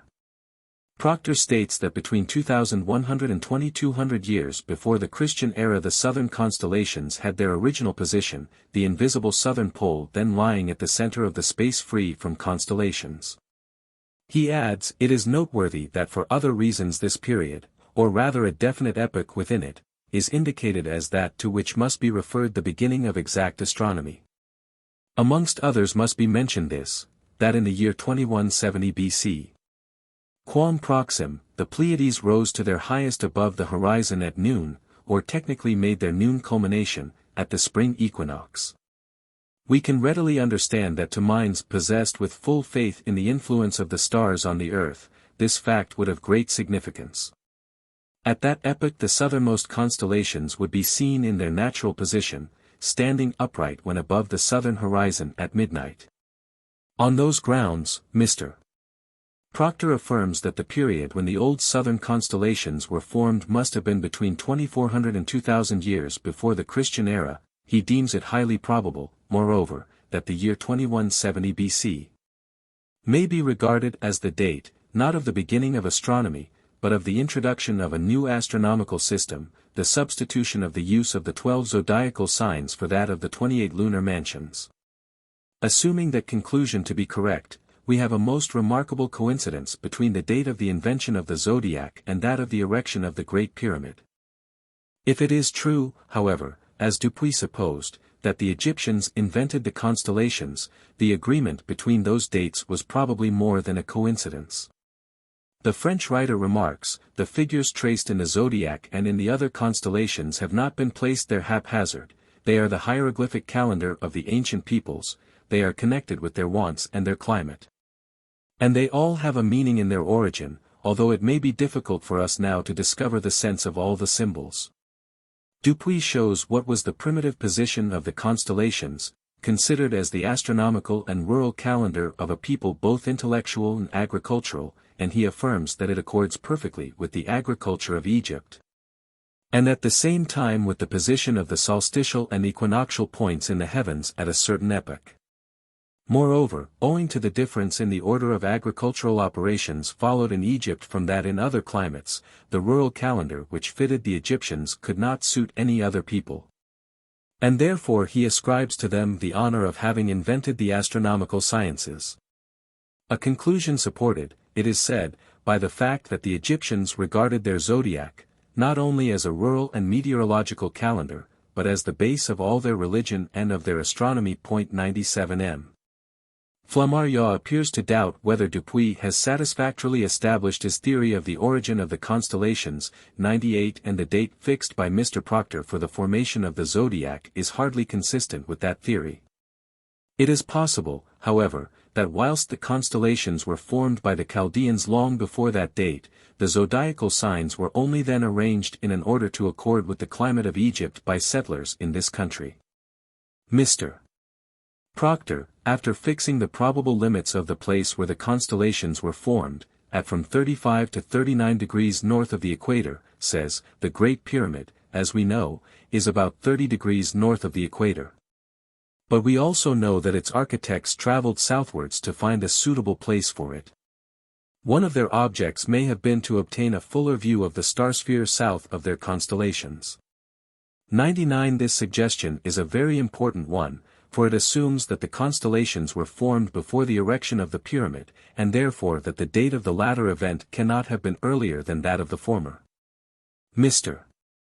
Proctor goes further, however, and even suggests that one of the objects which the architects of the Great Pyramid may have had was the erection of a building indicating the epoch when the new system was entered upon, and defining in its proportions, its interior passages, and other features, fundamental elements of the new system. The construction of that building implies considerable proficiency in astronomical observation, and hence, says Mr. Proctor, the year 2170 BC may very well be regarded as defining the introduction of a new system of astronomy, but certainly not the beginning of astronomy itself. 100. That year becomes, however, the date of the pyramid itself, and in the suggestion that it was intended to commemorate the substitution of the 12 zodiacal signs for the 28 lunar mansions. We have a strong confirmation of the opinion expressed in these pages that the Great Pyramid was a monument of Sabaism, and that it was erected in honor of Seth, the Agathidemon of the ancient world, and consecrated to his worship. Note: one of the most curious series of relations found by the pyramidists is connected with the great coffer, or sarcophagus, of the king's chamber. John Taylor and his followers assert that this coffer is the same in capacity with the ark and with the laver of the Hebrew tabernacle, and that the molten sea of Solomon's temple was just 50 times such capacity, and exactly equal in interior cubic space with the contents of the king's chamber itself.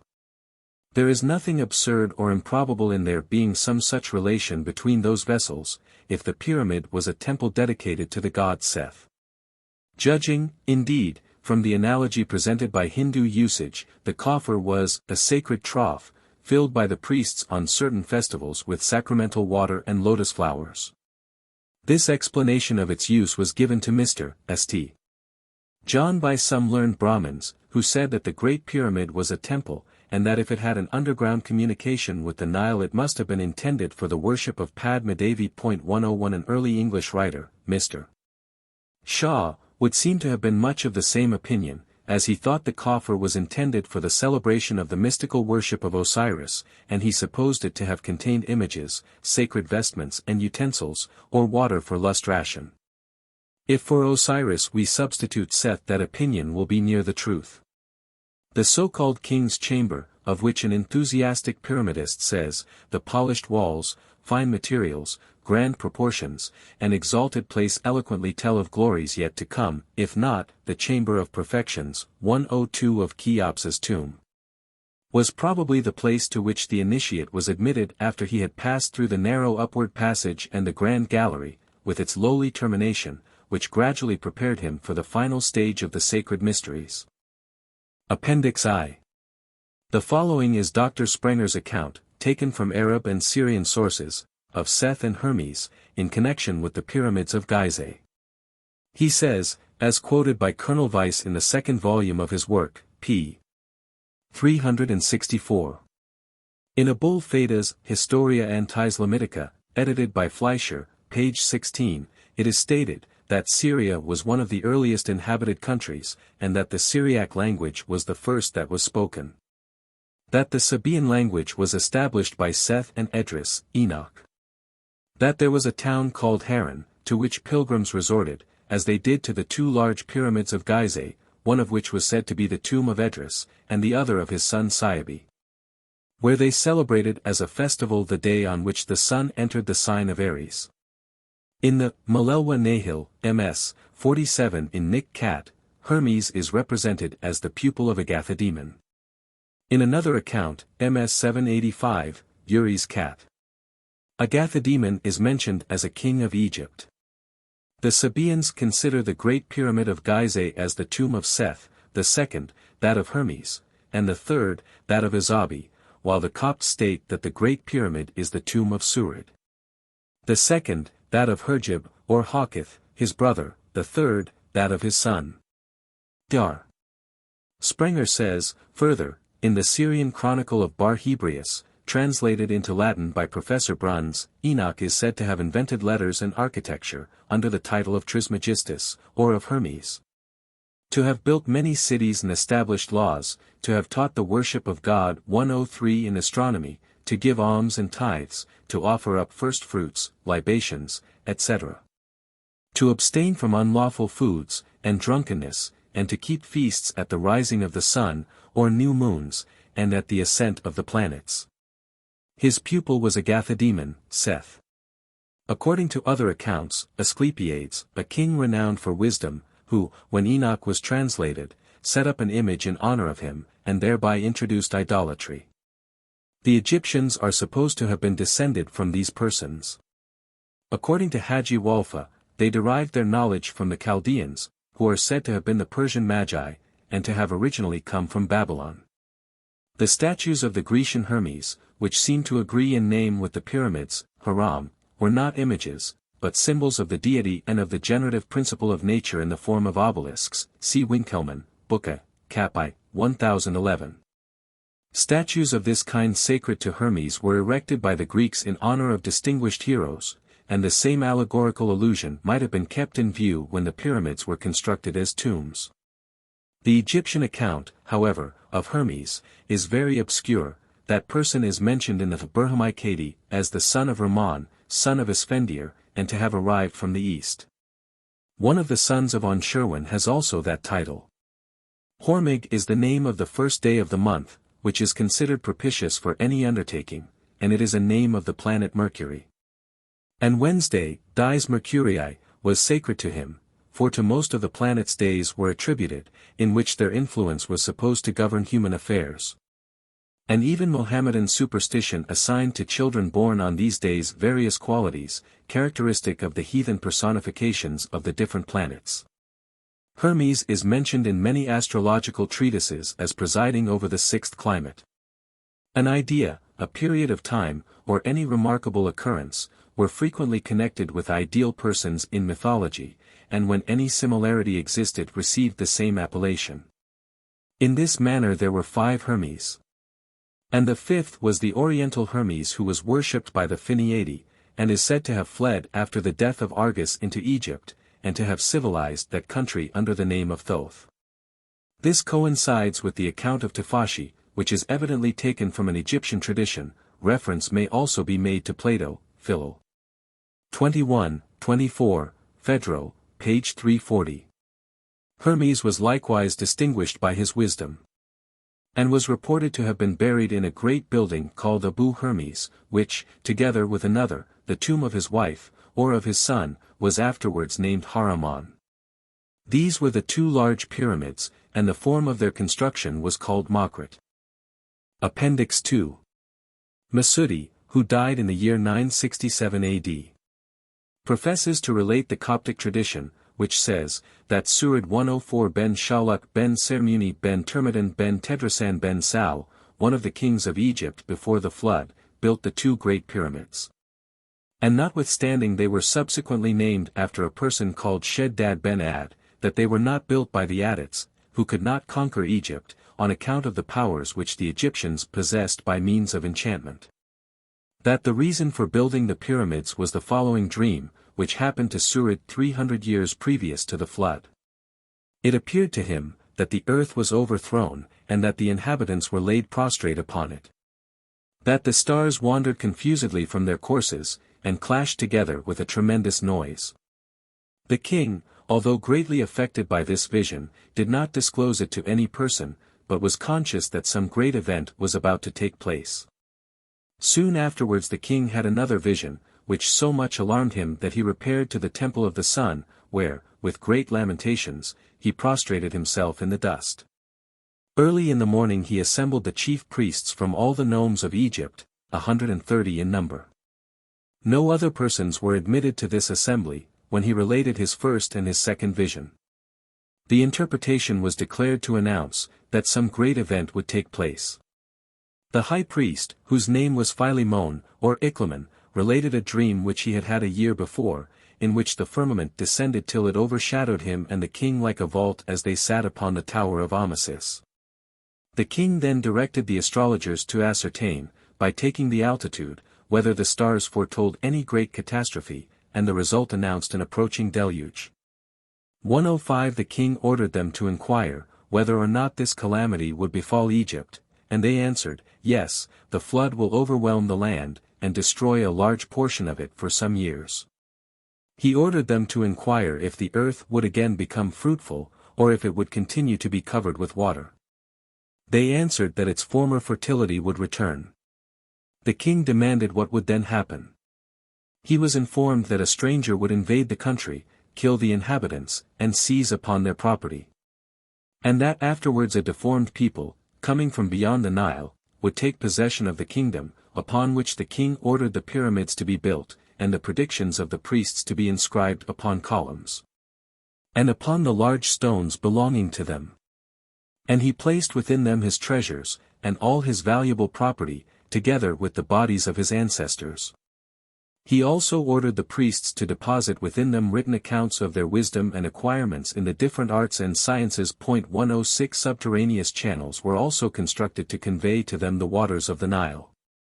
He filled the passages with talismans, with wonderful things and idols, and with the writings of the priests, containing all manner of wisdom, the names and properties of medical plants, and the sciences of arithmetic and geometry, that they might remain as records, for the benefit of those who would afterwards comprehend them.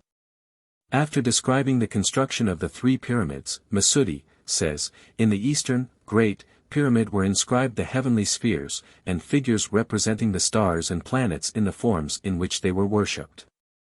The king also deposited the instruments and the thuribula with which his forefathers had sacrificed to the stars, and also their writings. Likewise, the position of the stars and their circles, together with the history and chronicles of time past, of that which is to come, and of every future event which would take place in Egypt. He placed there, also, colored basins, for lustration and sacrificial purposes, with pure water, and other matters. After referring to the deposit of the bodies of the priests in the colored, third, pyramid, Masudi describes the guardians assigned by the king to each pyramid. The guardian of the eastern pyramid was an idol of speckled granite, standing upright, with a weapon like a spear in his hand. A serpent was wreathed round his head, which seized upon and strangled whoever approached, by twisting round his neck, when it again returned to its former position upon the idol. When everything was finished, he caused the pyramids to be haunted with living spirits, and offered up sacrifices to prevent the intrusion of strangers, and of all persons excepting those who by their conduct were worthy of admission. The author then says, that, according to the Coptic account, the following passage was inscribed, in Arabic, upon the pyramids: Surid the king, have built these pyramids, and have finished them in 61 years. Let him, who comes after me, and imagines himself a king like me, attempt to destroy them in 600. To destroy is easier than to build. I have clothed them with silk, let him try to cover them with mats. 107.